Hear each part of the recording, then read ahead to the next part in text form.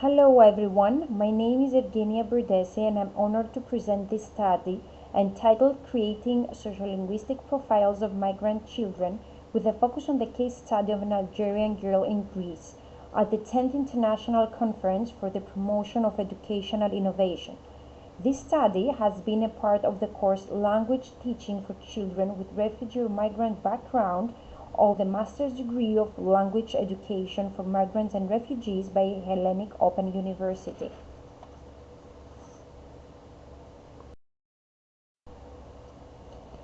The integration of young migrants into mainstream schools comes with challenges, so creating students' sociolinguistic profiles might be helpful for educators to tailor instruction to better meet the linguistic and socio-emotional needs of these students. This study delves into creating a sociolinguistic profile of a young Algerian girl who lives in an urban area in Greece and prescribing a sample lesson which will cover her linguistic and communicative needs. Migrant students face a range of challenges, from interrupted education to limited proficiency in the language of instruction. Many struggle with academic language, which is crucial for success in school. In addition, their cultural capital might be unnoticed or even discouraged. Moreover, they often live in adverse conditions, which can be an impediment for migrant children attend school regularly. A sociolinguistic needs analysis is essential to understand the specific linguistic and social needs of migrant children. So, by creating profiles, educators can improve teaching outcomes by aligning educational strategies with the learners' backgrounds. Identity text might be a handy tool to help educators create their young students' sociolinguistic profiles. So to speak, identity texts are multimodal expressions where students can represent their cultural identities. So these texts allow learners to boost their self-confidence and provide educators with insights into their worldviews. So they also serve as stimuli for validating the cultural capital of young migrants.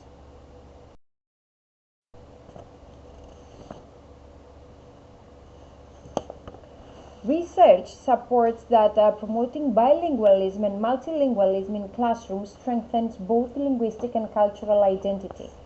Migrant children who use their first language in the classroom become more motivated to progress academically and integrate into society, while monolingual children increase their awareness of cultural diversity.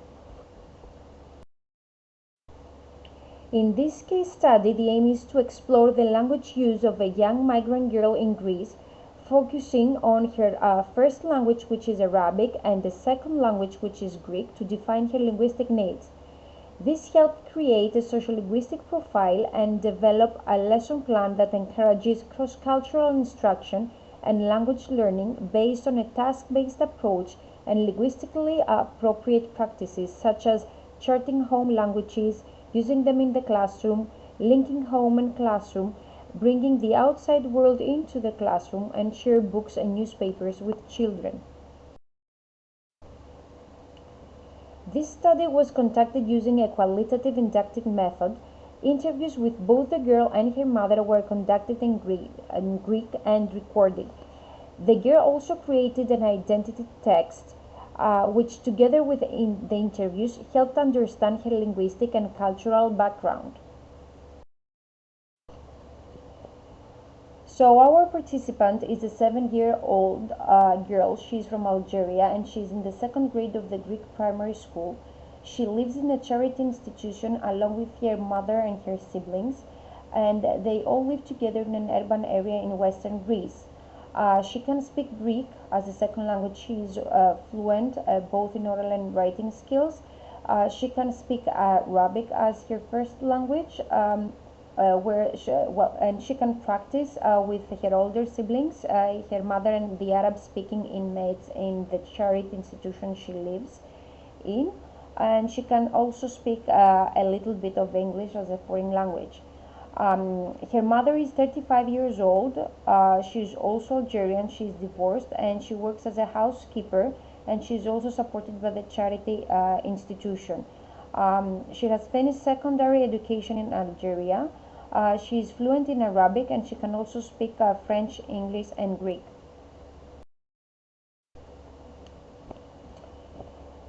The girl's social environment is the Greek school she attends and the charity institution where she socializes with native schoolmates and the Arab-speaking inmates. She likes listening to Arabic music, and she likes speaking Greek. She also likes Greek and art at school, and she's also fluent in oral skills in her first language, which is Arabic, but she has no literacy at all. When she grows up, she would like to become a teacher. As you can see here in this picture, this is a girl's identity text, which is a simple yet powerful reflection of her perspective. She designed a bright, colorful image of herself with the caption "Oli mehara," which means everybody is happy, expressing joy, but also hinting at deeper emotions through the use of symbols like the cracked black heart you can see on the left.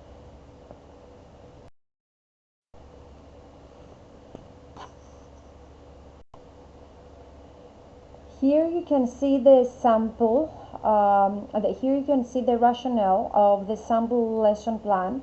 The objective is to promote multilingualism and multiculturalism through the theme of food based on inclusive practices.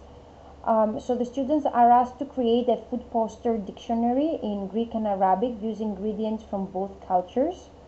And the approaches used are task-based and communicative approaches, linguistically appropriate practices, project work, and teamwork. This lesson plan can also be adapted to be used along with the rest of the learners in the classroom to accommodate the various languages represented into class. Here you can see the worksheet. In the pre-task, the student is asked to describe a Greek salad, as you can see here in the picture, and compare it to a similar dish from her home country. Then she is asked to write down the ingredients, and in the second activity she is asked to draw a typical dish of her country, and below she's also asked to write down the ingredients both in Arabic and Greek. As we already know that she does not have any literacy skills in Arabic, she is encouraged to write this activity, do this activity at home along with her parents. In the main task, the whole class is asked to cut down some photos of different types of food, and they are asked to stick them on cardboard, and below to write down all the names of the types of food in all languages they know, and they're also assigned homework. They are asked to find a recipe book in their native language and to bring it in class, and they have to find their favorite recipe, and they need to read it aloud in class. And if it is in another language the students do not understand, they can explain, they can translate the recipe in Greek. In conclusion, creating sociolinguistic profiles and incorporating identity text into teaching can significantly enhance inclusive education for migrant children. So these practices not only improve the educational outcomes, but also empower migrant students to feel a stronger sense of belonging in their new cultural context.